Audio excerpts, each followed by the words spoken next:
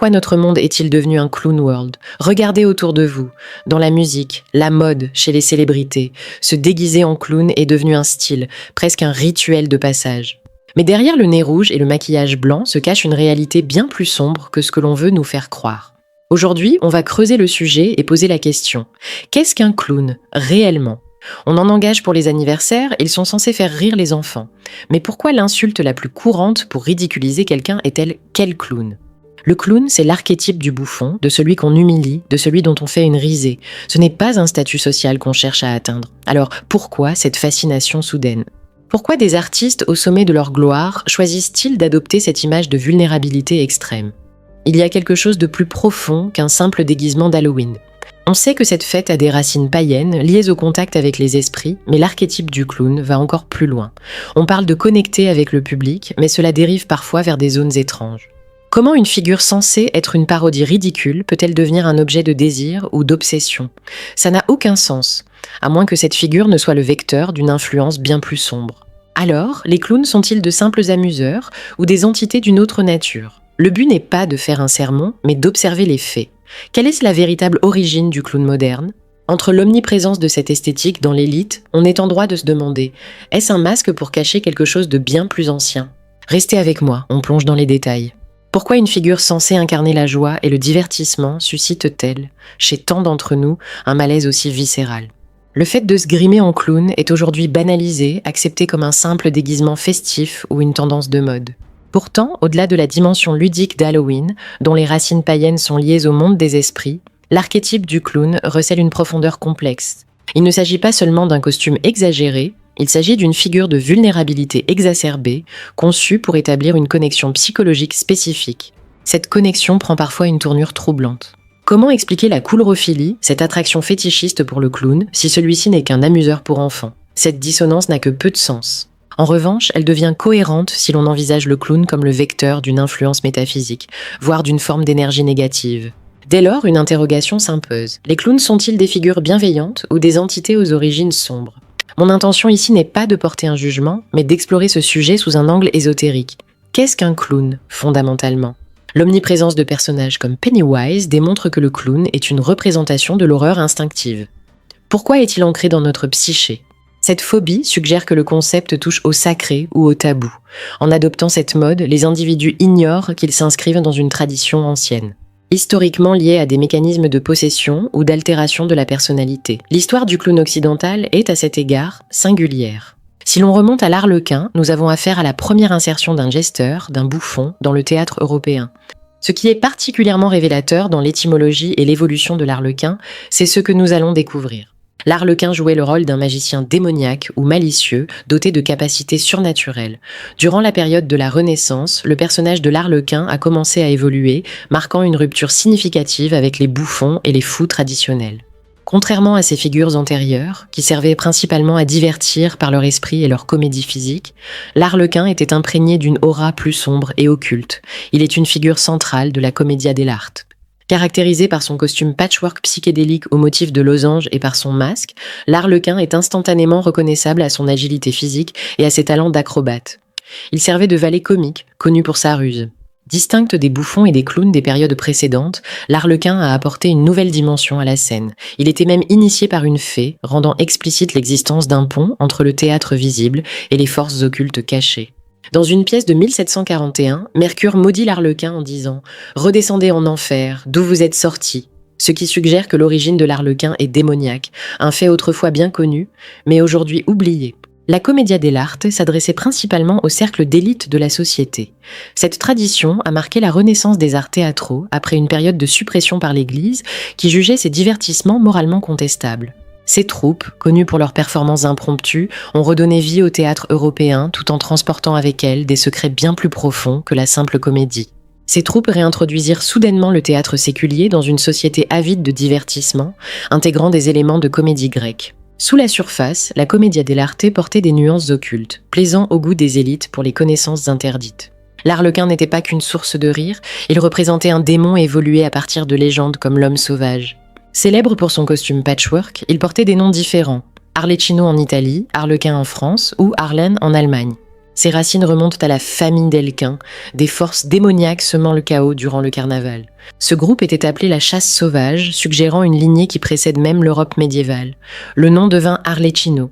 Dans les contes, l'Elquin est un amant démoniaque. Le poète Bourdet décrit une sorcière l'appelant sur son lit de mort.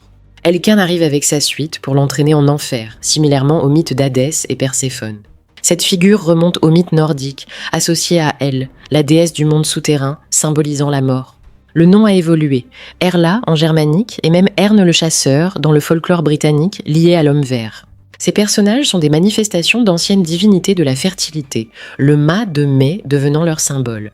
Orcus, signifiant homme sauvage, était une divinité du monde souterrain menant les processions des morts. Le démon Elquin a pris le rôle de meneur de la chasse sauvage, mélangeant l'homme sauvage à des attributs démoniaques. Ce symbolisme, imprégné de traditions arcaniques, fut intégré au début du théâtre, faisant de l'Arlequin un pont vers le royaume des démons. Ce que nous observons ici n'est pas seulement un personnage, mais une sorte d'alchimie culturelle qui s'est métamorphosée pour devenir le clown moderne que nous connaissons. L'évolution suivante, dans les années 1700, fut Pedrolino. Il portait la tenue blanche et simple des serviteurs, bien loin du clown coloré actuel. Les Français en ont tiré Pierrot. Avec son maquillage noir et blanc et sa collerette plissée, il incarnait le perdant, se languissant de l'amour de Colombine. Pierrot est celui qui souffre, incapable d'obtenir la femme qu'il désire face à l'Arlequin, ce personnage issu des anciens dieux de la fertilité. Le clown pathétique, Pierrot, a fusionné avec Arlequin pour donner naissance au clown contemporain, marquant une rupture totale avec le rôle traditionnel du serviteur. Cette transformation a été opérée par les Dibdin, une famille liée à la franc-maçonnerie qui a collaboré avec Joseph Grimaldi pour réinventer le costume. Joseph Grimaldi, né en 1778, a façonné l'image moderne du clown. Ses performances étaient imprégnées de thèmes occultes profonds. Mais où Grimaldi a-t-il puisé son idée ? Tout comme l'Arlequin était basé sur des démons européens, son clown est probablement inspiré des démons indiens. Ils ont essentiellement habillé le clown comme un rakshasa. Ces êtres étaient des guerriers, magiciens experts et illusionnistes métamorphes. On trouve des images de rakshasa dans une position inversée, identique à celle du clown de Grimaldi, suggérant un emprunt direct à la culture hindoue. Ils possédèrent le pouvoir de la maya, l'illusion, leur permettant de changer de taille et de forme à volonté, apparaissant au fort des massacres. On retrouve cette iconographie à Bali avec Rangda, la reine des démons aux cheveux rouges, similaire à d'autres esprits démoniaques féminins. Ce sont des types de succubes, ce qui nous ramène aux esprits démoniaques de la fertilité comme origine profonde du clown. Que ce soit avec les masques Raksha du Sri Lanka ou les Oni du Japon, cette figure traverse les cultures pour masquer une réalité bien plus ancienne. Même la Bible décrit ces géants comme ayant 6 doigts, et on trouve des rapports sur la découverte de squelettes avec une double rangée de dents. Ces cultures font-elles référence aux Néphilim, cette race hybride issue de l'union entre des anges déchus et des femmes humaines ? Ces Néphilim étaient représentés avec une peau pâle et des cheveux rouges. C'est une caractéristique du clown qui n'a jamais été expliquée. Pourquoi le rouge ? Est-ce un masque pour cacher ce lien génétique avec ces êtres anciens que l'on prenait pour des dieux ? Cette idée est aussi ancrée dans la culture psychédélique. Lors de voyages sous DMT, de nombreux utilisateurs rencontrent des entités. Ces entités de type jester jouent avec le spectateur. Même le chapeau du bouffon ressemble étrangement à des cornes. De nombreux artistes les dépeignent avec des traits de clown et des motifs en damier, révélant une influence bien plus sombre. Nous ne sommes pas face à de simples déguisements, mais face aux traces d'une réalité que nous avons oubliée. Il ne s'agit pas forcément de prendre un angle religieux, mais de voir comment cet archétype a influencé notre monde de manière nuisible. Les clowns sont-ils l'évolution du culte des Néphilim ? Les francs-maçons qui ont conçu le cirque connaissaient l'histoire de l'Arlequin, ils en ont fait un spectacle, l'origine même de notre industrie du divertissement. On nous dit que ces rituels servent à effrayer les démons, mais il est plus logique que ces entités farceuses laissent la pratique perdurer pour nous influencer. Vous avez des films glorifiés comme Joker ou le personnage de Harley Quinn. Ce sont des œuvres très sombres, normalisées sous forme de divertissement. Et ce n'est rien comparé aux films de clowns tueurs venant de l'espace. Même Beetlejuice est fondamentalement un démon clown hantant un foyer. Il est malsain de voir des gens regarder des films comme Terrifier où certains s'évanouissent. Pourquoi vouloir regarder une chose pareille ? Dans Birds of Prey, on suggère que ces anti-héros sont des anges déchus. En même temps, la tendance virale du clowncore explose.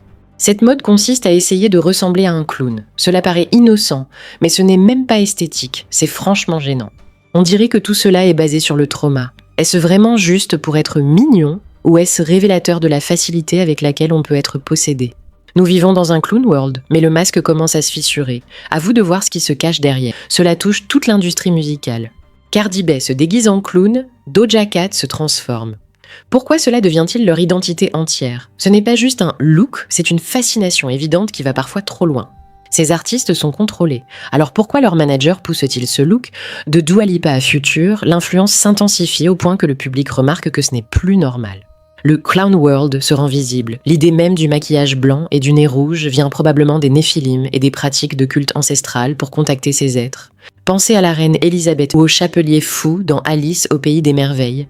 Il doit y avoir une raison pour laquelle ils sont représentés ainsi à travers les âges. C'est aussi une tendance dans la mode. Après la montée du clowncore, les designers ont commencé à présenter des costumes de clowns bizarres dans les grands défilés. Abonnez-vous pour être au courant des prochaines vidéos. À bientôt.